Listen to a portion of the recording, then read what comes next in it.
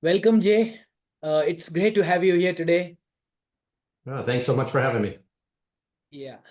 So, first and foremost, I think it's an honor and it's so exciting to have you here today talking about indirect GTM. And given your pedigree and your experience over the last decades on indirect GTM and what you've been doing at Canalys specifically over the last couple of years, uh, I'm sure it is going to be a great discussion.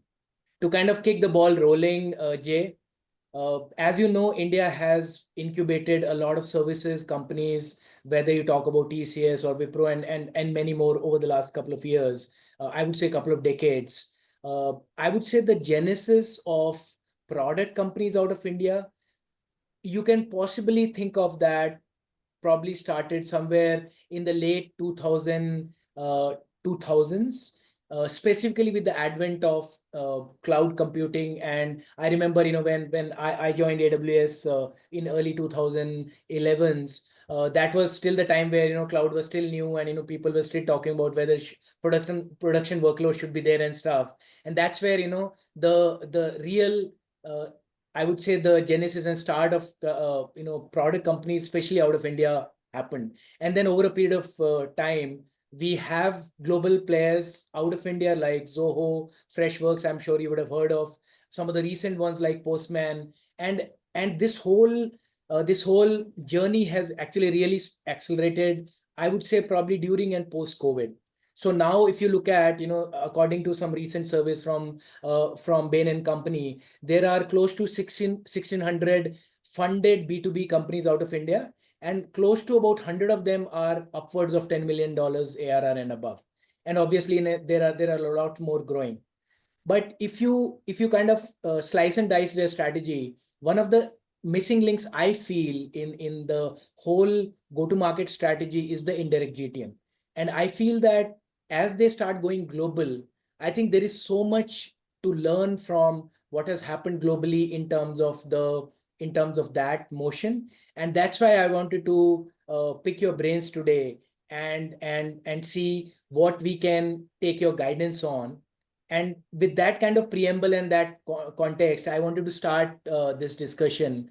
So you have been practically tracking this whole B2B uh, B2B industry for decades, Jay. If I were to kind of start with the evolution of Indian B2B companies, and you have kind of looked at all the sides of the ecosystem, whether it is system integrators, global system integrators, now the product companies.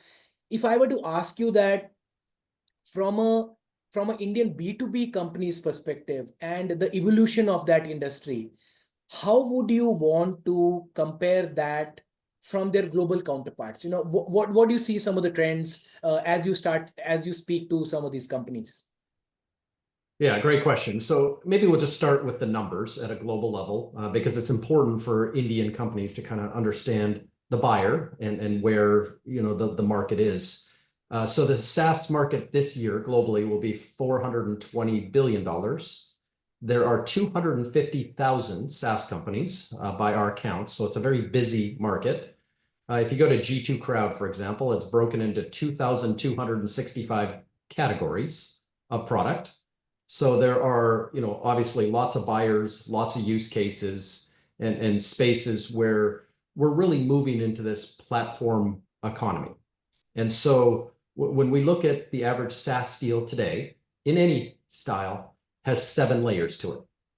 And so the platform economy is, maybe a major platform player in SaaS, like a Salesforce, ServiceNow, Workday, HubSpot, NetSuite, Marketo, companies like that have reached hundreds of billions of dollars of value and act as a layer one on a 7-layer stack. So in a lot of cases, growing SaaS companies will participate in front of a sales buyer, marketing buyer, ops buyer, HR buyer. 78% of SaaS today is sold to line of business.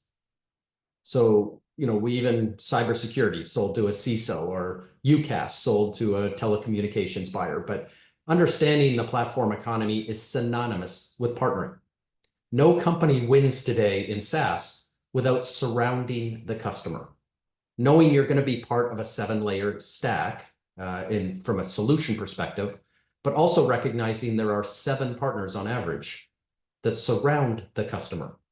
They're doing, early on co-selling, co-marketing, later on consulting, designing, architecting, configuring, pricing. There's 28 moments that lead up to the sale.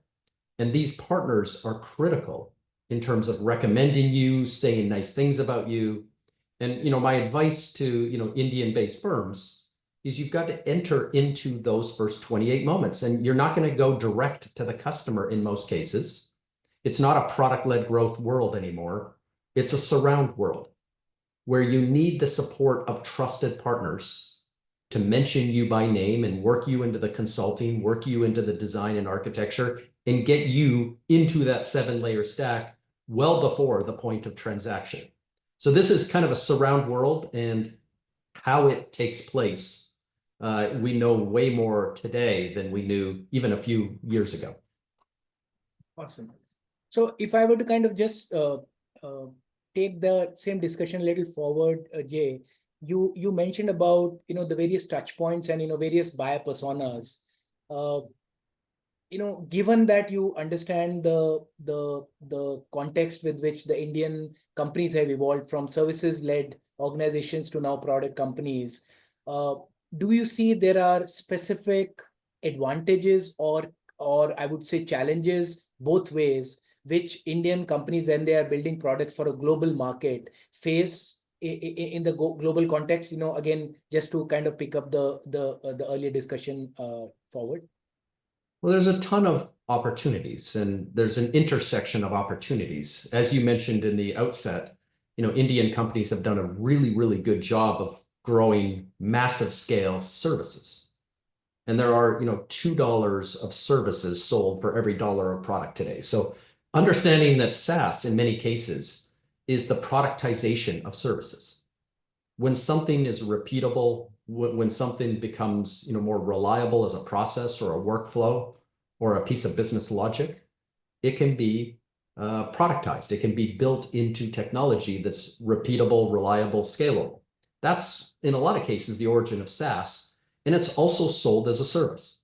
It's sold in a subscription or, in a consumption model, and soon to be with generative AI or agentic AI, sold as micro consumption, $1 per thing, type of thing. So, the benefit is understanding what millions of service professionals in India have been delivering on a global scale, and taking those things and being able to operationalize them and then productize them gives a natural advantage to the region.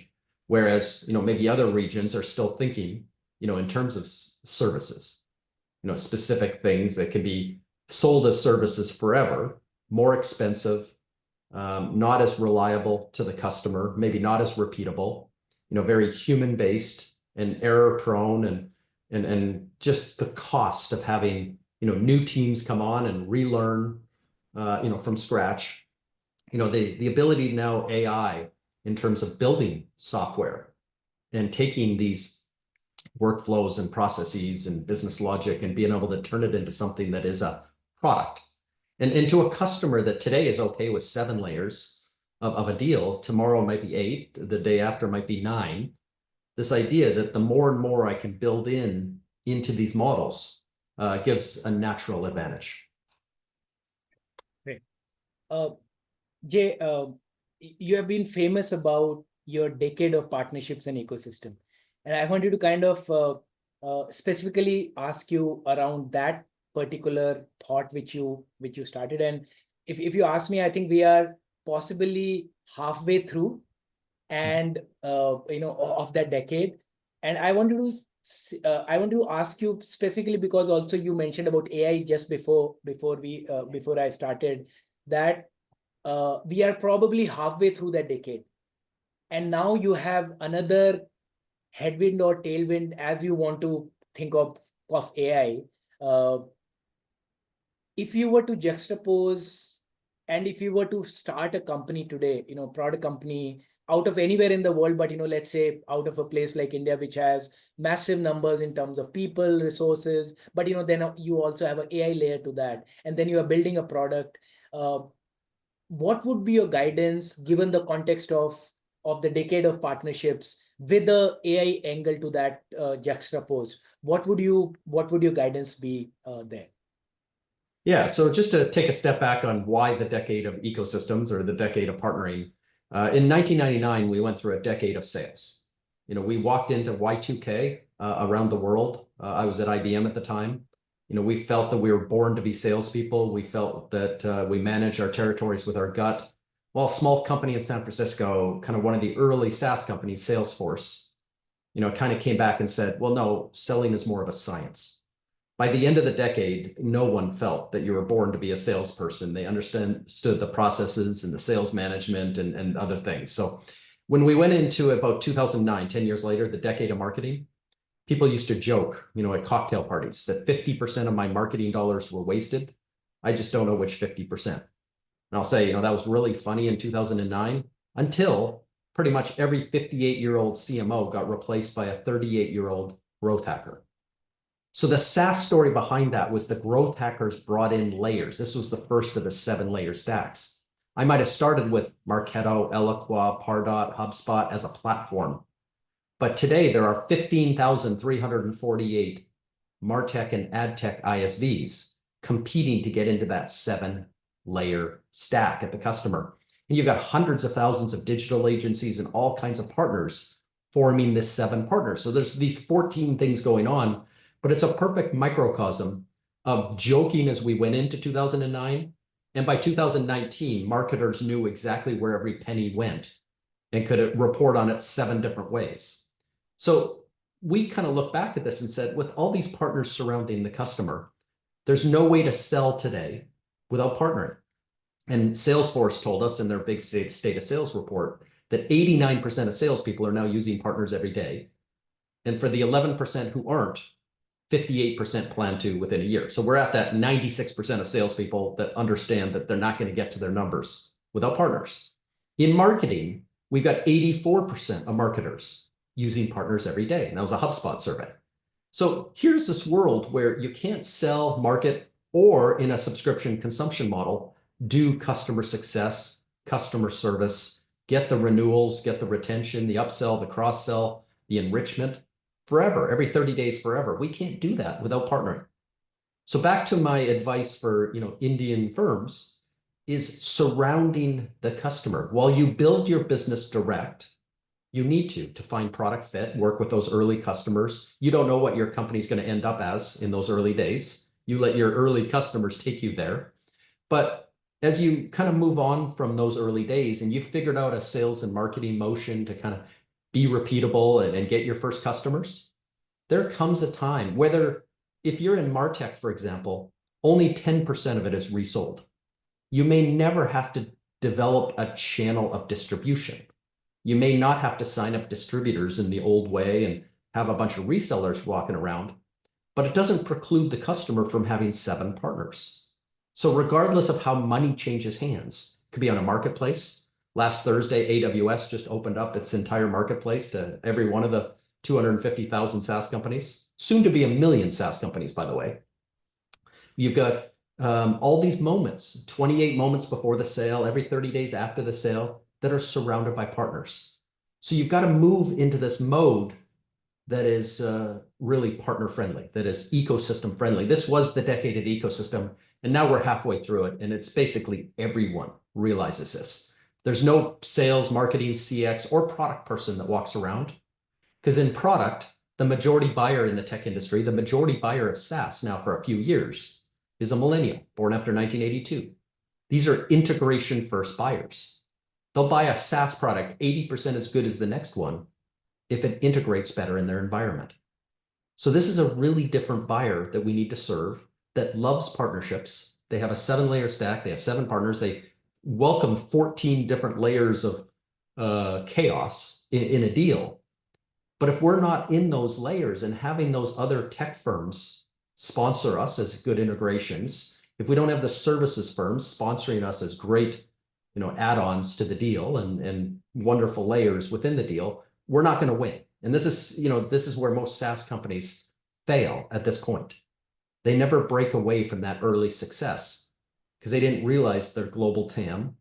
And by the way, SaaS companies, a lot of them don't realize that pretty close to 70% of SaaS today is sold in North America. While North America represents 1/3 of the tech industry globally, it represents, upwards of 2/3 to 3/4 of all SaaS sales.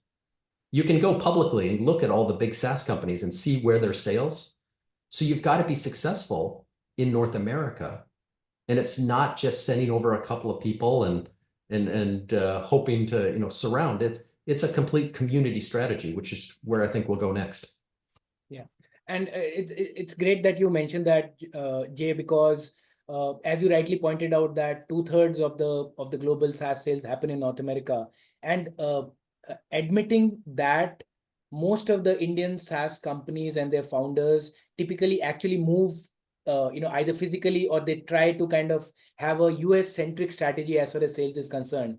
And I kind of wanted to talk about two specific points, before we kind of start wrapping up. One is, in your mind, what do you think is or do you think is there a right time to start looking at a channel model? Is it too early? What kind of stages do you think is the right time to think about a channel model? Yeah, so I use the word channel. I kind of correlate that to how money changes hands. If you're a cybersecurity company, 91.6% of your TAM moves through channels. So there's absolutely no way you're going to be successful without channels of distribution. If you're that MarTech company we were talking about, it's probably closer to 10%. So building channels of distribution, understanding where to build the cash registers in a franchise system. McDonald's, to grow, they have to have a restaurant on every street corner. That's a franchise system, but understanding where your market TAM, the addressable market, the available market, serviceable available, and then serviceable obtainable, you're going to find out where you need those cash registers. How much of that is going to go through marketplaces, how much of that's going to go direct. But every company needs to the dollar, understand country by country, industry by industry, buyer by buyer, segment by segment, exactly how the deals close, because you got to reduce friction. That's your channel strategy. When you surround the customer, it's a partner ecosystem alliance strategy. There's services partnerships. I mentioned the integrations. There are alliances. You got to play well with the hyperscalers. You got to play well with the big SaaS platforms. Whoever your buyer is in SaaS, there are much, much larger, more powerful companies already serving that buyer. The best way to do it is draft off of those companies. And this is the community approach, where there already is hundreds of events serving your buyer. They're reading magazines, they're listening to podcasts, they're joining associations, they're in their peer groups. There's 15 spheres of influence over my shoulder here of every buyer. So understanding, if you're an Indian firm that's created great HR software, your way into a buyer might be through Workday or Dayforce or one of these big platforms. You might write competitive software to them in some way or another, but that's why there's a 7-layer stack. You might compete in the morning, but by the afternoon, you'll be best friends. So as you come into these markets, you've got to surround your buyers in what they read, where they go, who they follow. And this is one of the biggest mistakes I see Indian firms make. They think that they can just mail themselves in to be a speaker at that event, to be a board member of that association. And then they find out that, oh, wait a minute, I'm a CEO. I got a lot to do as a day job to build this company. I can't be out flying places every day, being also the head marketer and evangelist for the company. So the first mistake they make is they don't just simply go through all of these different places, do a little bit of research to find out who the 100 most visible super connectors are in that space, and go hire one of them. They've got the Rolodex. Like I said, if you're selling or marketing software, it's been around 20, 30 years in SaaS. So it's probably time to go find somebody who is on stage, who sits on the board, who's on that podcast or runs the podcast, who the magazines put on the front cover. Go get that person to fly around 300 days a year, engage, get you involved, get the partners that are engaged there, knowing who you are and where to position you in the deal, and execute someone that has already built the trust. It's not your job. It's probably not your forte as an entrepreneur to be the glad handling, kissing baby, shaking hands type. And every day you're spending on the road, I mean, you're going to speak at the big events maybe, or the strategic places, but every other day you spend on the road is a day that you're not building out your product. It's a day that you're not talking to future investors. It's a day you're not building your team and the culture.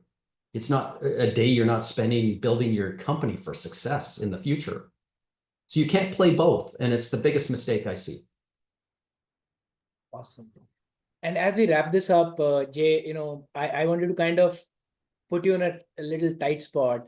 So think of Jay starting from India, a product company, and you also have the latest baby on the block, which is AI. What advice would you give Jay when you're building a product from India? Yeah, well, I envision a future, the next 3 to 5 years of AI will be agentic, a headless world where, you're not going to run a CRUD database that could be replicated somewhere else as a product. And a lot of SaaS companies, that's what they do, is they kind of run just a human inputted database of stuff. It's going to be your workflows and your ability for your workflows to work among other workflows. This is integration first. So your ability to work with copilots and agent forces and all the different agentic models, and to move that along and to your buyer, again, sales, marketing, CX, HR, operations, finance, wherever your buyer is, you're moving them along. And why you're part of the stack is not a beautiful UI, UX on top that people log into. These new models are not going to log in. They're coming through the back door, and you're going to work to get them to the next level. And by the way, when I say them, it may be another agent. 75% of this new buyer and the majority buyer of SaaS today doesn't want to talk to a human. I saw last week they'd rather have an AI-led demo, not because the AI-led demo is better. It's because they don't call them 3 times a day because there's sales managers all over them to close the deal. This human avoidance is real.